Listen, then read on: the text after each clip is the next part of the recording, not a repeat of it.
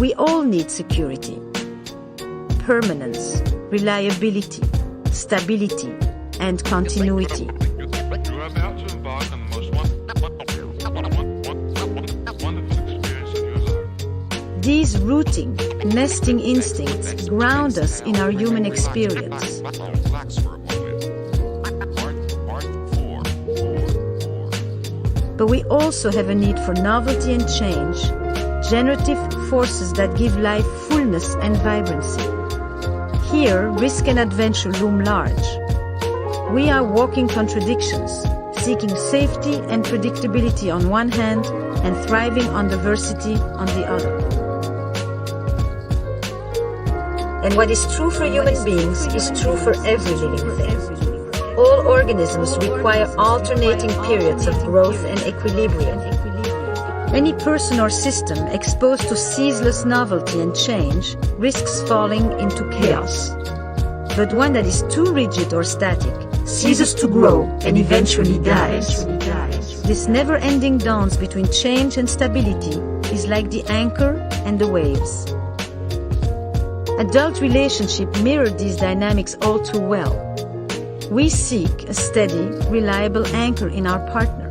Yet at the same time, we expect love to offer a transcendent experience that will allow us to soar beyond our ordinary lives.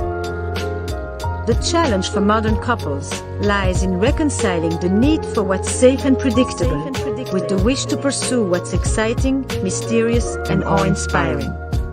For a lucky few, this is barely a challenge.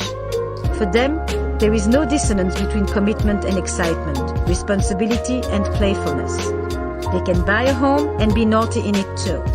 They can be parents and still be lovers. Unfortunately, too many love stories develop in such a way that we sacrifice passion so as to achieve stability. Not everything needs to be revealed. Everyone should cultivate a secret garden.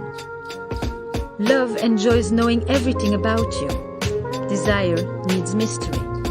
Love likes to shrink the distance that exists between me and you, while desire is energized by it. If intimacy grows through repetition and familiarity, eroticism is numbed by repetition. It thrives on the mysterious, the novel, and the unexpected. Love is about having. Desire is about wanting. An expression of longing, desire requires ongoing elusiveness. It is less concerned with where it has already been than it is passionate about where it can still go. But too often, as couples settle into the comforts of love, they cease to fan the flame of desire. They forget that fire needs air. Eroticism is a movement toward the other. This is its essential character. Yet, in our efforts to establish intimacy, we often seek to eliminate otherness, thereby precluding the space necessary for desire to flourish.